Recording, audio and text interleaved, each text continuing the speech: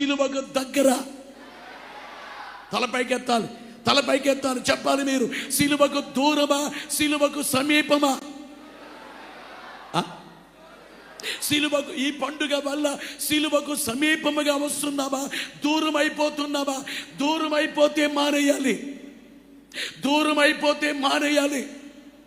ప్రభునందు ప్రియులారా, 1999 ఆ టైంలో ఒక దర్శనము నాకు కలిగింది. అప్పుడు చర్చ్ దగ్గరే జరిగేది, చర్చ్ దగ్గరే కార్యక్రమం జరిగేది. చర్చ్ దగ్గరే కార్యక్రమం జరుగుతుంటే ఓ దర్శనం ఏమిటంటే, విస్తారమైన ప్రజలు, వేలాది మంది ప్రజలు ఉన్నారు. అందరూ తెల్లని వస్త్రాలు వేసుకున్నారు. ఆ జనాన్ని ఎప్పుడు చూడలేదు నేను, ఫస్ట్ టైం. విస్తార జనాలు లైన్లుగా ఉన్నారు.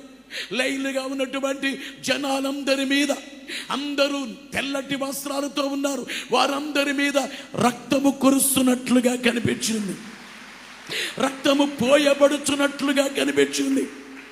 అంతా వారి తలపై నుండి అంతా కూడా రక్తముతో, వారి వస్త్రాలన్నీ రక్తముతో తడిసిపోయాయి. రక్తముతో తడిసిపోతే కాసేపటికి వారందరి పైకి దేవుని వెలుగు వెళుతున్నట్లుగా కనిపించింది.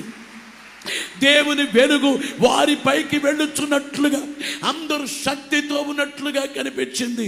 ఏంటో తెలియదు అప్పటికి. ఆ తరువాత వచ్చినటువంటి పండుగే, ఆ తరువాత అంతకుముందు ఎప్పుడు చేసేవాడము కాదు ఈ తైలాభిషేక పండుగ.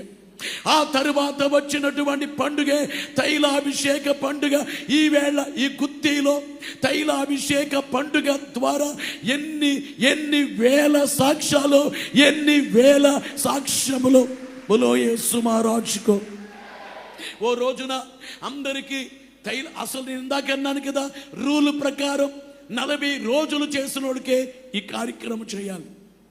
40 రోజులు వాడికే ఈ పండుగ. గేట్లు వేసేయాలి.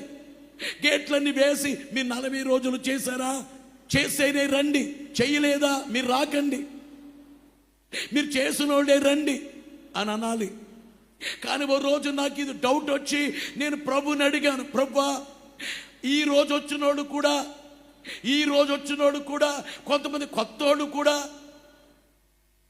అంటే, ఆ టైంలో నేను అడిగింది ఏంటంటే, ఒక ఆటో డ్రైవర్ అప్పుడు ఆటో ఆఫ్ చేసి అందరికి అభిషేకం చేస్తుంటే చోటు వచ్చి మోకరించాడు. ఆటో డ్రైవర్ అప్పటికప్పుడు వచ్చాడు. వాక్యం ఏం లేదు, ప్రార్థనలో లేడు, ఉపవాసముతో లేడు, తెల్ల వస్త్రాలు వేసుకోలేదు,